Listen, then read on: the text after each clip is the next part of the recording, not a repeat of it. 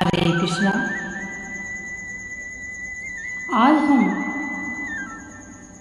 आपको बताने वाले हैं, हम जब भक्ति करते हैं, भगवान का भजन करते हैं, तो हमारे साथ क्या होता है।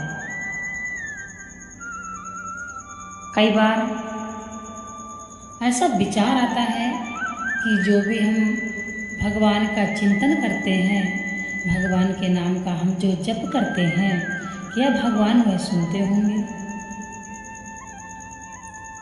तो इसकी हम आपको पहचान बताएंगे। श्रीमद् भागवत गीता में लिखा हुआ है, जो व्यक्ति मुझे जिस रूप में भजता है, मैं भी उसे उस रूप में भजता हूँ। कहने का तात्पर्य है, जो व्यक्ति भगवान को जिस रूप में पूजता है, भगवान उसको उसी रूप में दर्शन देते हैं। ये भगवान श्री कृष्ण की साक्षात वाणी है।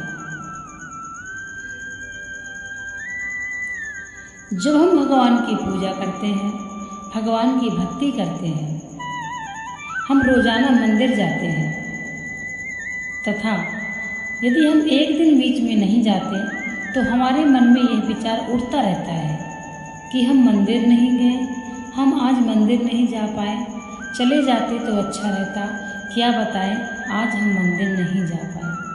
आपके मन में ये पछतावा रहेगा। समझ लीजिए कि भगवान आपको याद कर रहे हैं।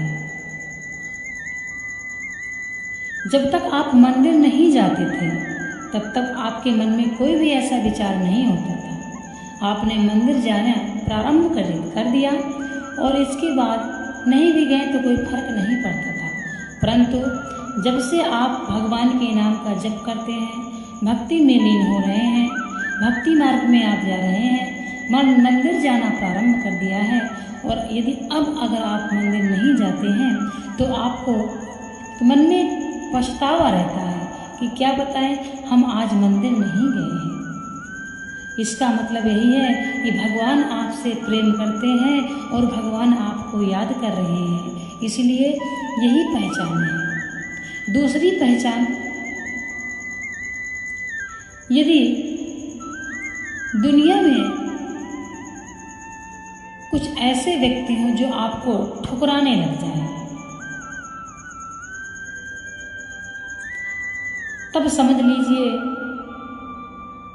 कि भगवान को हमसे प्रेम हो गया है।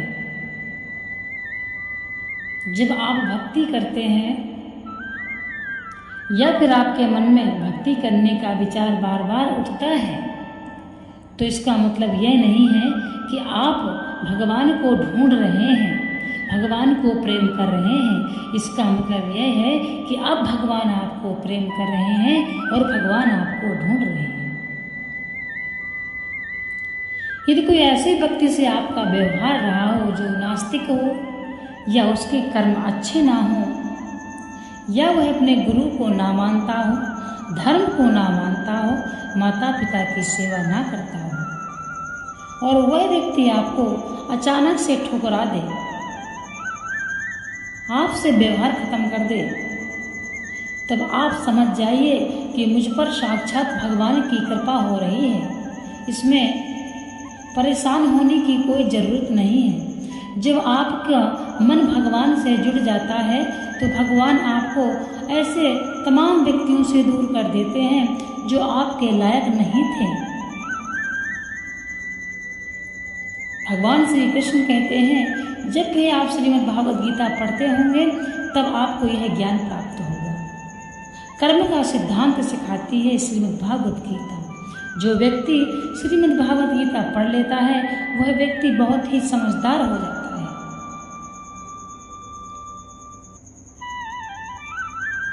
श्रीमद् भागवत गीता में बतलाया गया है, भक्ति कौन कौन कर सकता है। भक्ति का अधिकार सभी को है, ऐसा भगवान कहते हैं। भक्ति का अधिकार सभी को है, भक्ति सब कोई कर सकता है, और श्रीमद् भागवत गीता पढ़ने वाला व्यक्ति के जो दर्शन कर लेता है, उसके पाप नष्ट हो जाते हैं। जो व्यक्ति श्रीमद् भागवत गीता पढ़ता है, सुनता है, दूसरों को सुनाता है उस व्यक्ति के पाप नष्ट हो जाते हैं, तथा जो व्यक्ति उसके दर्शन ही कर ले उसके भी पाप नष्ट हो जाते हैं।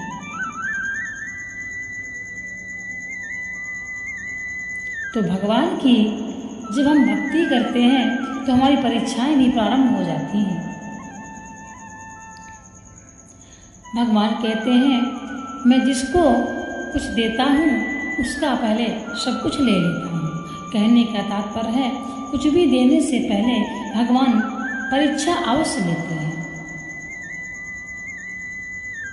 भक्ति की परीक्षाएं चलती रहती हैं, इसीलिए व्यक्ति परेशान रहता है तथा दूसरा व्यक्ति भी उसको बोलता है कि आप तो बहुत पूजा पाठ करते हैं परंतु आप इतना दुखी क्यों रहते हैं।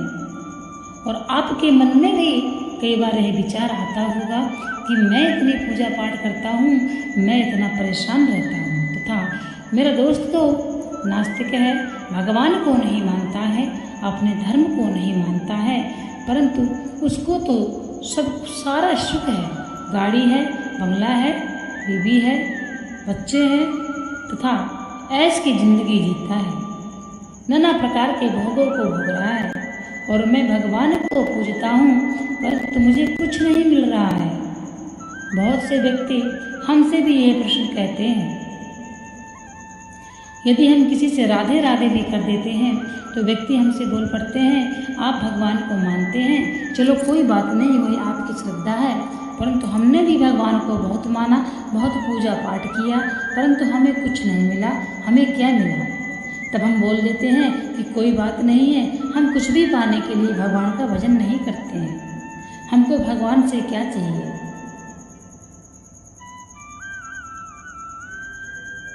हमको भगवान सुकून दे रहा है, 2 रोटी शाम सुबह की मिल रही हैं, हमारे लिए वही बहुत है, एक भक्त के लिए यही बहुत है।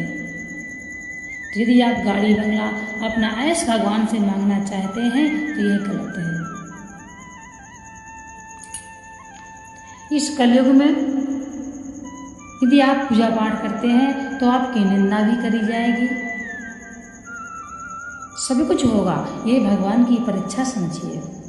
हमसे किसी व्यक्ति ने कहा कि आप पूजा पाठ करती हैं और आप भगवान का भजन करती हैं, वह आपकी श्रद्धा है। हमने भगवान को बहुत माना, 5 साल पहले से हमने भगवान को बहुत माना, हमने गद्दी भी लगाई, ये किया वो किया, परंतु हमें कुछ नहीं मिला। आज हमारे पास क्या है? मैंने कहा तुम्हारे पास क्या नहीं है?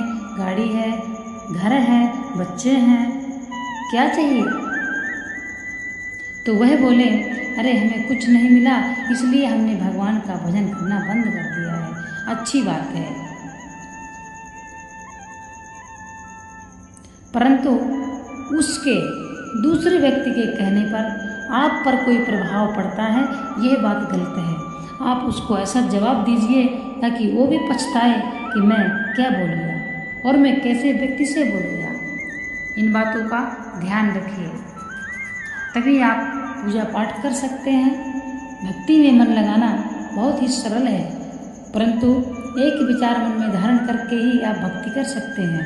भगवान को प्राप्त करना कलयुग में अत्यंत सरल है, भक्ति का फल तुरंत मिलता है। इस लोक में नहीं परलोक में मिलता है। हम जो भी ये कर्म भूमि है, हम जो भी कर्म करके आए हैं वह हमको यहाँ भोगना है। इसलिए इन बातों का ध्यान दीजिए और यदि भक्ति करते हैं तो अपने आराध्य पर संशय नहीं करना चाहिए। जो व्यक्ति अपने आराध्य पर संशय करता है वह व्यक्ति नरकागामी होता है।